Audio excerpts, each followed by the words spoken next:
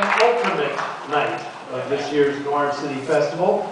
Obviously, the last few nights, those of you who are the stalwarts who have been here the whole run, you know that the last few nights we've been orchestrating these double bills so that one of the films is a 50s film by a Hollywood veteran director, contrasted with a film by an up-and-coming young whippersnapper.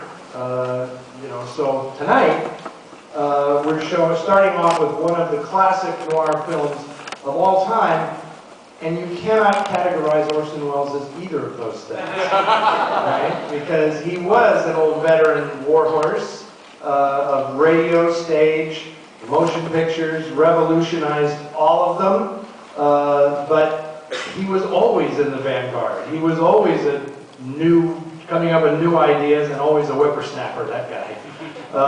So I'm going to give you a little backstory on how this film came to exist when it did.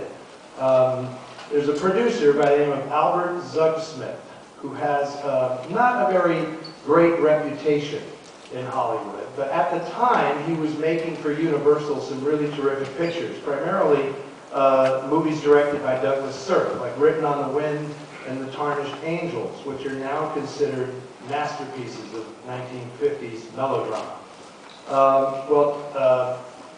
Albert Zugsmith wanted to make a movie of this book called Badge of Evil that was written by Whit Masterson, which is actually two guys.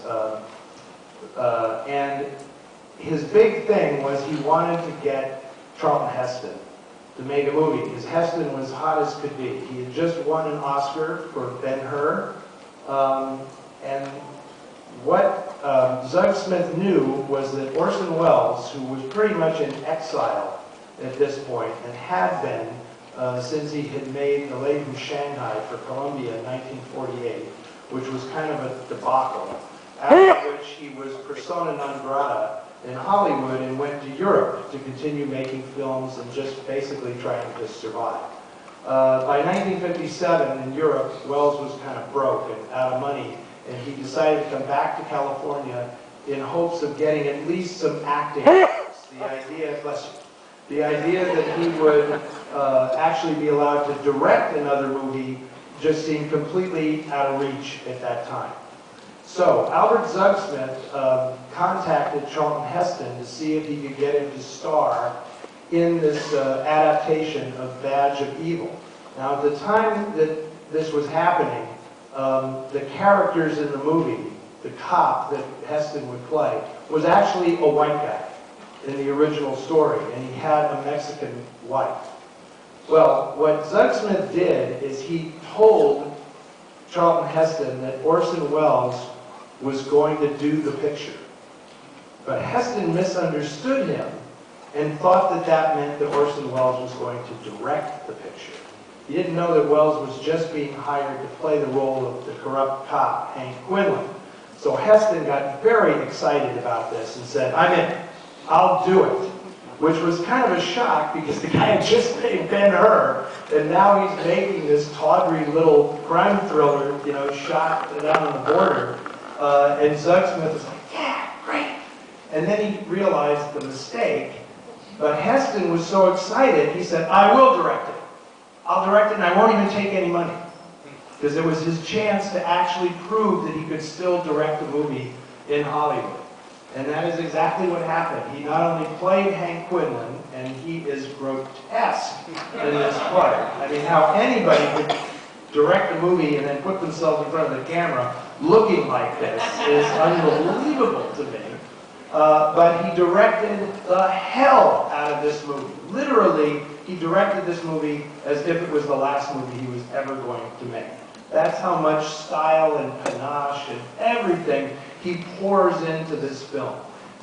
He reworked the screenplay. Paul Monash wrote the original screenplay, and Welles revised it to make it even deeper by, as I say, twisting it around so that Heston was playing a Mexican who confronts this corrupt white cop in this pestilent border town.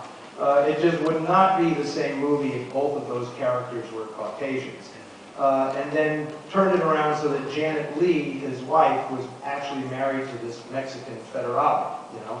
It's fantastic. And of course, Wells filled the film with all of his old cronies and buddies. They're all there in bit parts, from his Mercury players, Joseph Cotton and Joseph Calleja, who's fantastic in the movie. All the cameos from Zsa Zsa Gabor to Marlene Dietrich. It is amazing. Mercedes McCambridge playing a dykey leather biker. Dennis Weaver is the night manager of this motel. I mean, this movie, so much is poured into the bottle in this movie that it's like, it just explodes into what is one of the most memorable noir films ever made.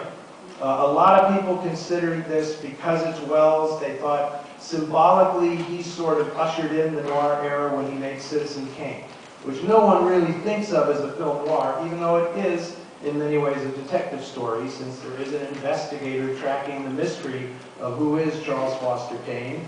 And a lot of the stylistic things that Wells initiated with that film would become part and parcel of noir. The whole shadowy look of the film and many of the stylistic things that he does in Kane would be adopted by other filmmakers who were doing truly noir films. So a lot of people like to treat Touch of Evil as the last noir film because it's a neat bookend with Citizen Kane and Touch of Evil.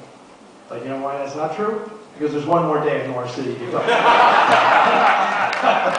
And there are two more films that kind of qualify for ending the original era of film noir. We're going to see those tomorrow. Tonight you're going to see the magnificence of Orson Welles, followed by a very rare, independently made film that is noir deconstructed, taken down to its most minimal form, and still being part of the classic era. But now, as I always do, I have to ask, how many people in this audience have not seen Touch of Evil? Be honest now. Holy shit. I am so happy that you are going to get to see this movie. Your first exposure to this masterpiece is on a big screen, the way you're supposed to see it. So prepare yourself for not only the great Orson Welles, great cast, and the fabulous score by Henry Mancini, his great Afro-Cuban score. Enjoy, as I know you will, Touch of Evil.